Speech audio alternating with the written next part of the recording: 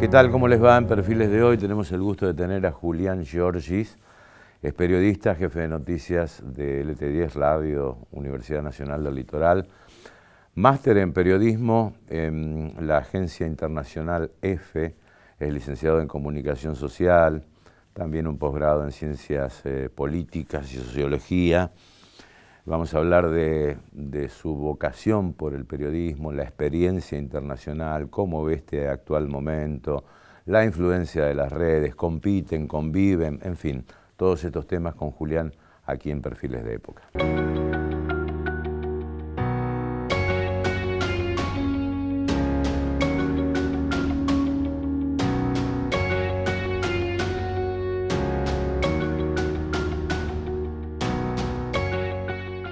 ¿Qué tal, Julián? ¿Cómo te va? ¿Qué tal, Guillermo? Muy bien, muy bien. Muchas gracias por la invitación. Un gusto tenerte. Gracias. El gusto decime en lo personal, ¿cómo arranca tu vocación por el periodismo? Bueno, de muy chico me gustaba mucho el deporte. Miraba programas de televisión de fútbol, de básquet, de tenis. De hecho, me gustaba hacer deporte. Tenía un amigo de toda la vida, Augusto, que también le gustaba lo mismo y de chico ya decíamos, yo te puedo decir que a los 10, 11 años decíamos que íbamos a ser periodista deportivo, ambos. Sí. Después uno, bueno, va creciendo, o sea, como la chispa del periodismo de saber qué es lo que está pasando, siempre estuvo, digamos, de conocer. Es como esa curiosidad. Recuerdo un profesor de la facultad que decía, para ser periodista hay que ser curioso, como primera máxima. Y bueno, creo que eso es un poco lo que despertó en mí, siempre el deseo de conocer distintas cosas, de saber más. Bueno, decía, de chico dije, me gustaba el deporte, arranqué con esta inquietud del deporte, pero después también me empezó a interesar mucho la política, la economía. En el deporte, y viéndolo desde aquí de Santa Fe, sobre todo el fútbol es lo que engloba la mayor cantidad y las mayores inquietudes del deporte. Yo soy muy hincha de Colón. Sí, me dijeron. Y bueno, y eso dije, me puede jugar una mala pasada el día de mañana. No quería estar ni en una cancha de Unión ni dejar de ser partidario de lo que sentía en momentos en lo que era mi simpatía por el club. Entonces, en ese sentido, como que el periodismo deportivo fue como mutando de decir, bueno, otro tipo de periodismo. Me gustaba más el político. De hecho, a la hora de estudiar dije, ¿estudio ciencias políticas o estudio periodismo? Pero me gustaba más que desde el lado científico, me gustaba más desde el análisis, desde conocer la realidad, de tener ese tipo de contacto y de poder explicarlo. Fue como que se fue forjando a lo largo de la adolescencia. Tampoco es que uno lo tiene tan claro a los 17, 18 años, digamos. Sí. Y lo fui conociendo, fui haciendo la carrera, me gustó. Entré ni bien terminar, no llegué a terminar la carrera porque la terminé incluso trabajando aquí en LT10. Y a partir de eso me gustó de poder, creo que lo más lindo es estar en la calle. Lo tuyo es un laburo, una vocación, Y hoy podría decir que es una vocación. ¿Sí? Me parece como muy arriesgado a veces definirlo así. No inicialmente no lo tenía claro, pero hoy la verdad no me imagino haciendo otra cosa. Y realmente lo disfruto. Obviamente tiene sus cosas como toda la vida, que a veces nos gusta más, a veces nos gusta menos, sus idas y vueltas, sus cosas positivas, sus cosas negativas, pero yo creo que hoy no me imagino haciendo otra cosa, me gusta lo que hago y bueno, después la vida uno lo pone en distintos lugares, pero me parece que sí, que es una vocación. Ahora, el periodismo supone también muchas veces sacrificar muchas cosas, ¿no? Porque uno está de 24/7, como se dice actualmente, ¿no? ¿Y sacrificaste en lo personal muchas cosas? Y sobre todo de más chico, diría yo, porque cuando yo arranqué con 23 años era cubrir feriados, de hecho hoy también, feriados, fines de semana, horarios muy temprano, horarios muy tarde, y porque el medio está prácticamente las 24 horas encendido y la información ocurre en cualquier momento, en el lugar que sea, y uno tiene que, obviamente que trabaja en un equipo y no es la única persona, pero a veces le toca a uno, y digo de más joven porque uno es donde están por ahí en unas etapas donde tiene otros vínculos sociales, donde resigna cosas hoy, no tengo una familia hoy, pero quizás el día de mañana puede suceder eso también. Yo creo que el hecho ese de estar encendido las 24 horas y que la información ocurre en cualquier momento y lugar, te obliga a tener que tener una predisposición que quizás en otros ámbitos no es necesaria. No, y el periodismo ha cambiado, ¿no? Porque no solamente es el periodismo tradicional que uno digamos, se informaba con los matutinos o en algún noticiero de la noche, sino que hoy existen las redes sociales, etcétera, ¿no? ¿Conviven o compiten? ¿Cómo ves la relación del periodismo? No, yo creo que conviven. ¿Conviven? Yo creo que el periodismo hoy, y ya a lo largo de muchos años, o sea, al inicio quizás era un diario en el cual se escribía una noticia. Después surgió la radio, después surgió la televisión, que dijeron que iba a suplantar a la radio y no la suplantó. Nunca murió. Y así fueron multiplicándose las plataformas, y nunca es el mismo público para cada plataforma o para cada medio. No es el mismo el que consume una cuenta de Instagram o el que consume un portal digital, o el que aún todavía sigue comprando el diario, o el que mira un programa de televisión, o el que escucha la radio todas las mañanas, o el que mira un programa de streaming.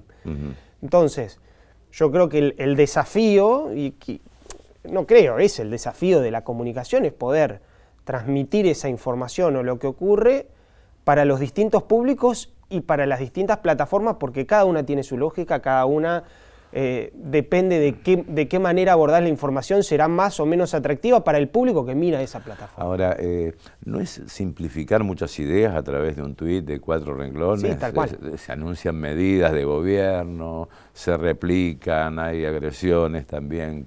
Sí, obviamente que estamos en un contexto donde los argumentos escasean y donde todo se reduce a mensajes muy cortos, a que sean pregnantes, a que sean llamativos y que llamen y que nos mantengan atentos. Bueno, ese es un debate, ya me parece, más allá del periodismo, porque no va solo con el periodismo, sino en la escasa profundidad de un montón de cosas que se debaten, que se argumentan, y obviamente que la tecnología y las nuevas plataformas nos llevan un poco a esa situación, a una situación de menos análisis quizás, menor profundidad, menores argumentos, y ahí está el desafío, yo creo, también del periodismo, del tratar... De profundizar eso. Al menos para el que lo quiere escuchar. Hay muchos que no lo quieren escuchar y se quedan con un tuit, eso está claro, pero el que lo quiere escuchar, poder dar la oportunidad de darle mayor profundidad a eso que está muy escaso en otras plataformas que vemos hoy en día. Yo cuando arranqué no había celular, no había internet, no había diarios porque llegaban a la mañana y las teletipos funcionaban cuando no había tormenta. O sea que era tener una biblioteca a mano, ¿no? Para profundizar las cosas, los títulos que uno iba a abordar a la mañana, por ejemplo, ¿no? Sí, y hoy es mucha fugacidad y mucha inmediatez, digamos, con esto del teléfono celular uno puede estar recibiendo la información al instante de lo que está pasando en otro lugar del mundo. Y lo cual lo obliga a ser también muy prudente, me parece, y ahí es donde creo que el periodismo tiene que, en este contexto, bueno, hace un par de años era el boom del periodismo ciudadano, hoy no está tanto, si bien las redes sociales afectan o siguen multiplicando información, pero hoy nos llega todo desde cualquier lugar y en cualquier ámbito, y a su vez con la complejidad que implica la inteligencia artificial y todas las fake news que están dando vuelta. Entonces el periodismo, yo creo que en ese contexto el objetivo es poder dar claridad en un contexto donde hay una absoluta múltiple cantidad de información de todos lados que no sabemos si es verdad o es mentira, cuán cierto o cuán no, porque puede tener algunas cosas que son realmente ciertas y otras que no tanto, desde qué punto de vista se está dando. Y hace un tiempo leí una encuesta de una consultora acá en Argentina, que no recuerdo ahora el nombre, pero hablaba de que pese a esto, muchas personas en Argentina eligen informarse a través de las redes sociales, pero de las cuentas de medios que son reconocidos, que tienen trayectoria, que tienen cierto prestigio, y también de ciertos periodistas. Lo que digo es, evidentemente todavía la gente sigue buscando en el periodismo profesional o en ciertos medios que cuentan con cierto prestigio, la información de la cual consideran que puede ser verídica. Además hay una diferencia, no es lo mismo porque vos hablás en la radio o escribís con tu nombre y apellido, ¿no? El columnista del diario, bueno, mejor dicho, o cada artículo, nota en los diarios, hoy lleva una firma, antes no, antes era redacción de tal diario, hoy lleva la firma con tu nombre y apellido, y te haces responsable o no de lo que decís o dejás de decir. Claro, bueno, eso exactamente, y me parece que además el medio está jugando, no solamente el periodista, sino también el medio está jugando cierto renombre, cierta trayectoria, cierta historia, y eso es lo que, digo, no está exento, y de hecho ha sucedido, de cometer errores o de ciertas tendencia o cierta animosidad en algunos casos, porque están los medios también que lo hacen, pero me parece que todavía el periodismo puede, en este contexto de abundante información, donde no sabemos qué es cierto y qué no, y qué se está diciendo con cierto argumento o qué no, de mantener o de poder erigirse como una palabra autorizada dentro de lo posible, ¿no? El famoso escritor israelí Yuval Harari, autor de Nexum, de 21 lecciones del siglo XXI, ha escrito que incluso la inteligencia artificial hasta pone en riesgo la democracia. ¿Crees así? ¿Crees que puede llegar a ser? Sí, no solo la inteligencia artificial, me parece que hay un montón de cosas que están conspirando contra la democracia. Bueno, Harari lo que dice es, hoy la inteligencia artificial, antes la tecnología eran herramientas que el hombre utilizaba, pero que solo el hombre le daba la activación a esa herramienta. Hoy la herramienta ya es la que genera la propia actividad, y en este es la inteligencia artificial. Yo creo que sí, que la democracia tiene que reinventarse de alguna manera. No es la misma democracia que se pensó en el siglo XIX, que pensaron los padres norteamericanos, aquellos que generaron la democracia y la república en los Estados Unidos tampoco. Ni la asamblea ateniense. Exacto, hoy está modificado por todas estas tecnologías. Me parece que el desafío, no soy yo quien lo tenga que decir, pero me parece que el desafío es encontrar cómo generar un sistema democrático en un contexto donde cambió absolutamente todo. Las tecnologías a través de las cuales nos comunicamos. La comunicación es fundamental en una democracia. Y bueno, hoy los medios de comunicación son totalmente distintos a los que dieron origen a esa democracia. No sé cuál será la alternativa, pero evidentemente hoy está en crisis. Lo vemos con cómo crecen estas figuras, sin generar un juicio de valor. Digo, figuras como Milei crecen en entornos de comunicación digital que no digo ni para bien ni para mal, pero crecen así. Entonces, ¿cómo la democracia se inserta en ese contexto y genera realmente un contexto de mayor libertad, de que no haya restricciones, de gobernanza pública? Me parece que es todo un desafío que nadie tiene la solución todavía. Vamos a hacer una pequeña pausa, Julián. Dale. Después me gustaría hablar, lo difícil que es discernir muchas veces en un periodismo que está bastante agrietado, ¿no? ¿Estás de este lado o estás del otro lado? El nivel de las agresiones verbales que se viven hoy, fundamentalmente desde el poder también, y también tu experiencia internacional. ¿Te parece? Dale.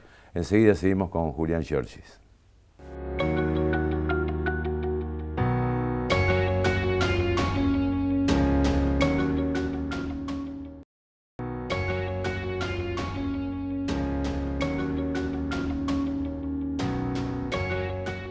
Seguimos con Julián Giorgis hablando de estos interesantes temas, de los desafíos del periodismo moderno. Tuviste una experiencia internacional importante en la agencia EFE, ¿no? ¿Cómo fue eso? Bueno, sí, tuve la oportunidad de hacer un máster en periodismo, estuve en Madrid y en Barcelona en este caso, trabajando para la agencia. A veces uno idealiza, ¿no? Lugares porque uno está desde este lugar y piensa que, bueno, es una agencia reconocida, obviamente, internacional, pero yo trato de sacar siempre conclusiones más simples a veces de ciertas digamos, circunstancias en las que uno se encuentra. Yo creo que el periodismo, allá, tanto allá como acá, es reconocer el hecho informativo, cuál es la noticia y comunicarla de la mejor manera posible, digamos. Más simple para que se entienda. Allá se sigue trabajando con una lógica en algún punto. Se sigue haciendo el famoso teletipo que decías al inicio. Sí.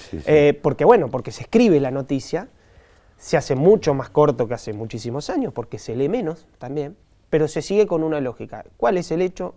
Lo primero, lo más importante, y ahí el desarrollo. Luego, también, obviamente, en otros formatos. Hay formato audiovisual, hay formato de redes sociales, todo, como digo, es la noticia adaptada a distintas plataformas o a distintos medios de comunicación.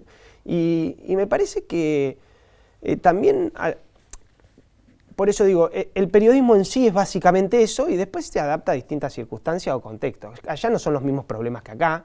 No. Más allá de que a veces se tocan en algunos puntos. ¿Por qué digo? Bueno, evidentemente la inseguridad aquí es un problema, la pobreza, la inflación, esos son nuestros temas de agenda recurrentes, ¿no? Las migraciones pueden ser temas de claro, bueno, allá la inseguridad traída por las migraciones en algún punto, o de un sector que se queja o que atribuye cierta inseguridad que antes no se vivía en Europa, que ahora se vive producto de ciertas migraciones, eso está en discusión también. Sí. Pero otro problema ya es mucho tema de agenda Ucrania, Medio Oriente, que si bien aquí lo es, lo tocamos un poco de lejos, digamos, ¿no? Obviamente que uno está en la agenda, pero ellos lo viven como un problema real. Y después voy tocando temas porque digo, creo que el periodismo es simple, es identificar los temas y saber contarlos. Bueno, y también la cuestión económica, aunque uno no lo crea, y aunque uno crea que vive en Argentina y solo tiene problemas económicos en Argentina, las clases medias bajas por lo menos de esa zona de Europa, lo pude ver en España y en Italia, hablan de un mismo problema, de que no se llega a fin de mes. Que no se llega a fin de mes como se llega hace 20 años. Y fíjate cómo es la lógica de una persona, de un promedio de clase media, de algún sector de esa comunidad europea que te dice, todo muy bien con Ucrania, pero desde que empezó la guerra yo pago el doble de energía. Claro. O el sistema de salud, el sistema gratuito de salud, que ha sido un ejemplo durante muchos años, hace varios años que está teniendo problemas y dice, yo para sacar un turno tengo que esperar un año. Que a veces lo vemos aquí, digo, en las clases también generan ese tipo de problemas y a veces creemos que estamos muy lejanos. Está bien, parten de otra base, parten de una economía mucho más consolidada, con mayor empleo, con menores índices de marginalidad y de pobreza, eso está clarísimo. Pero sí, a veces como que los temas te llaman la atención que sean recurrentes, ¿no? Volviendo a nuestro país y, bueno, girando por la rama de la ciencia política, la sociología, el periodismo, ¿a dónde nos lleva este nivel de agresión verbal permanente que se vive en el país? Bueno, a mí eso me genera realmente mucha preocupación, porque digo, uno sabe cómo arrancan estos procesos, pero no sabe cómo terminan. Porque arrancan con un comentario agresivo, y en este contexto de tanta proliferación de mensajes en redes sociales, se va generando un ámbito de hecho, el otro día, en una entrevista en LT10 con Florencia Cariñano, que es diputada nacional por el justicialismo por Santa Fe, ella argumentaba, con esta gente no se puede dialogar y si somos buenitos no vamos a ningún lado porque ellos no hacen caso a los requerimientos. O sea, es como que una cosa va llevando a la otra. La agresión del otro va diciendo, bueno, como vos sos agresivo, yo voy a ser agresivo, primero verbalmente, después no sabemos dónde termina esto. Y además hay mensajes muy peligrosos, me parece, desde muchos puntos de vista, de mucho odio, de mucho rencor, incluso despectivos. La verdad que yo creo que es preocupante, y esto que decías vos de la democracia también. Hace poco, Alberto Cohen, ex funcionario del gobierno de Menem, habló de que, bueno, si el Congreso es un obstáculo hay que eliminarlo. No es funcionario ni nada, pero se ha manifestado en favor de Milei. Digo, porque una cosa hoy es un comentario. Sí. Mañana no sabemos si eso no empieza a calar hondo en otros sectores o de la dirigencia política o de la misma sociedad que dicen, si es un obstáculo. Ahora, hay un claro divorcio entre la dirigencia política y la sociedad, ¿no? Ahora, cuando el nivel de agresión se traslada desde los poderes, de llamarle dirigencia política, gobierno, oposición, es inevitable que se traslade a la sociedad. La pregunta es, ¿también al periodismo que hoy está embanderado de un lado o de otro? Es que va contaminando, creo que todos los estamentos de la sociedad. Como baja del poder, como bien decías vos, es más peligroso que venga del poder porque es quien debería dar el ejemplo o el que marca ciertas pautas de comportamiento, va marcando De todos modos, yo creo que la cuestión periodística ya viene de hace unos años, esta división o esta cierta hostilidad de algunos sectores y otros. El kirchnerismo vino a decir, bueno, hay intereses detrás del periodismo, lo cual es válido, hay intereses de todos lados, pero eso fue generando como un contexto cada vez más hostil. Y hoy tenemos cierto sector, 678. 678, bueno, en aquel momento. Bueno, y hoy hay cierto sector del periodismo que actúa de la misma manera con Milei, desde el otro punto de vista, digamos. Y se ve claramente, pero bueno. A ver, el periodismo primero nace como un instrumento político. Eran los propios dirigentes que creaban un diario para el diario La Nación nace como una tribuna de ideas, lo dice el propio Mitre, para generar una idea de país, una idea de nación. Después se transforma en Estados Unidos, se transforma en el periodismo profesional, más comercial que se le llama, que era el de la objetividad, más allá de que sabemos que no existe. Y ahora parece que estamos de nuevo un poco volviendo a esa lógica, ¿no? A la lógica que dio origen al periodismo, que era imponer ideas. Todavía converge con un periodismo profesional que también tiene sus intereses porque tiene su lógica económica. La Gaceta, el página 12 de aquel momento. Exactamente. Ahora, en Estados Unidos también tenés periodismo abanderado también. Es decir, el Washington Post no es lo mismo que el New York Times, por ejemplo, ¿no? Bueno, pero ahora Estados Unidos con el Washington Post y, si no me equivoco, Jeff Bezos, el dueño, está tomando cierto partido. De hecho, las editoriales de los principales diarios estadounidenses suelen tomar partido por algún candidato. Suelen tomar partido, las editoriales. Sí. Pero bueno, pero eso no quita que hagan un periodismo profesional también cuando tienen que hacerlo y cuando tienen que denunciar hechos que son de interés para la opinión pública, no lo dejan de hacer, digamos. Yo creo que una cosa no quita la otra. Porque aquí asociamos la militancia o cierta identidad política con que, bueno, tengo que defenderlo como sea, por más que haga delito, que sea corrupto, que sea... Me parece que ese es el error. Obviamente que todos parten de una posición. Claro, el Washington Post en su momento con el Watergate, por ejemplo, ¿no? Exacto.